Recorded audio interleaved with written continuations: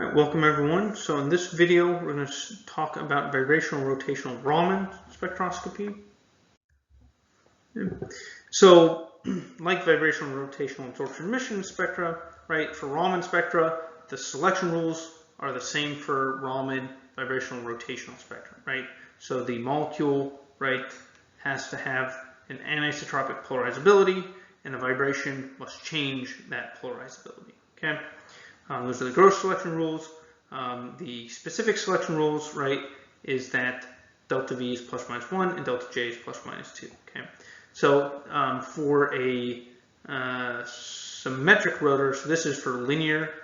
Okay, this is for a linear molecule. For symmetric, right, delta J, right, can be plus or minus 1 and plus or minus 2. Right, so delta J can technically be plus or minus 1 for symmetric rotor, but the energy changes for when delta J is plus or minus 1 is the exact same thing for the absorption emission spectra, so we won't really focus or talk about that here. Okay, and the same type of thing, right, where delta J can equal 0 if there's some angular momentum around that pi bond, okay, in your diatomic molecule. Again, something like CO here, right?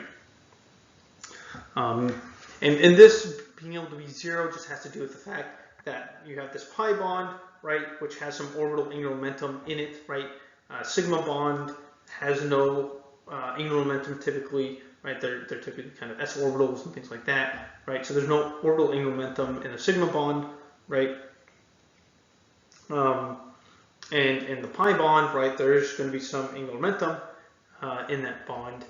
And so if you cause a change in the vibration of that bond, it will impact the angular momentum of that bond, and so you'll be able to conserve angular momentum by changing this vibrational frequency of your bond. Okay, so that's right. If we remember back to the selection rules, right, there has to be, right, these changes in angular momentum to conserve angular momentum before and after the interactions of this light with your molecule. Okay, but that angular momentum is conserved if there's a pi bond in this linear molecule, because if you induce a vibrational transition, okay, that will impact what the angular momentum is of the electrons in that pi bond.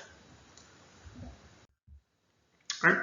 So again, like absorption and emission, rotational and vibrational spectra will break up, right, for the delta V is plus 1. We'll break this up into 3 branches. S, O, and Q, corresponding to delta J equals 0, plus 2, minus 2, right? And again, right, Q, R, S, and P, O, right, corresponds to delta J of plus 2, plus 1, 0, minus 1, minus 2, right? So again, alphabetically, where Q is 0, you go up in the alphabet from Q, you have positive values, changes in J, down from Q, negative value, changes in J, okay? It's a way to remember what these S, O, and Q branch labels are referring to, okay? And again, right, the energy for a vibrational rotational change in state is going to be related with the vibrational energy plus the rotational energy, okay, which is what we have plotted or written out at the bottom of the slide here. So looking at the S branch, okay, that's delta J plus 2, delta V plus 1. Right, that should be delta V plus 1, delta J plus 2. Okay.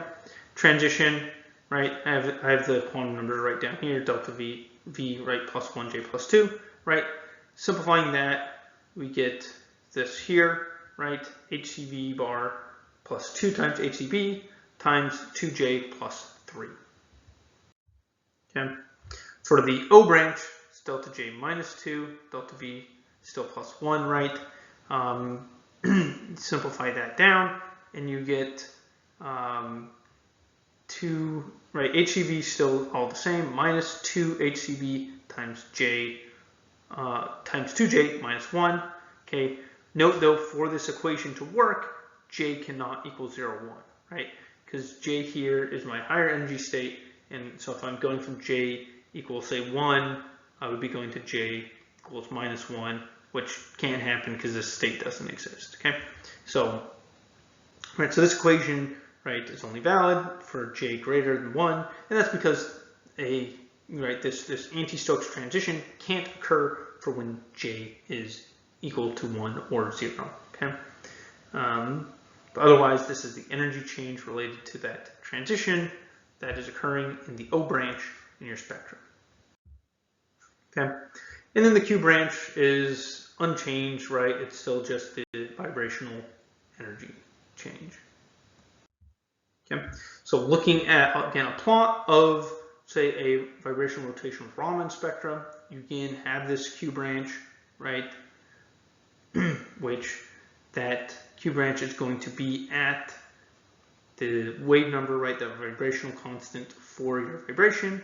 Okay, you then have your S branch plus 2, right, delta J, and O branch delta J minus 2. Okay, right, and then the splitting between these peaks, right, in both the Q and the S branch, right. That splitting is just that 4HCB, right? So even if I don't know what the peaks are, if I know the splitting between the peaks, I can still figure out what B is, right? And then again, if I don't have the Q branch, if the Q branch is not existent for my molecule, I can always look at the splitting between the lowest O branch or the highest energy O branch and the lowest energy S branch, okay? And that, and halfway between those guys, right, is where that Q branch is going to be located. Okay. Right. And so, final kind of question here, right, related to things talked about in this video and previous videos, right? Which of the following molecules show an infrared absorption spectra? Okay. So if I want to look at infrared absorption spectra, that's a vibrational change, right? And basically ethane will probably have some vibrations, methane here, and CH3Cl will. N2 is the only one that won't, so 3 molecules will. Okay, N2 cannot have any sort of absorption spectra in a IR spectrum. Okay, and so that does it for video on absorption emission Raman spectroscopy. Okay, do some example videos with absorption emission Raman vibrational rotational spectra. Sorry, I said absorption emission Raman spectroscopy, right? That's not it, right? It's vibrational rotational Raman spectroscopy, right? And so we'll do some examples related to vibrational and rotational spectra in the following videos. Okay.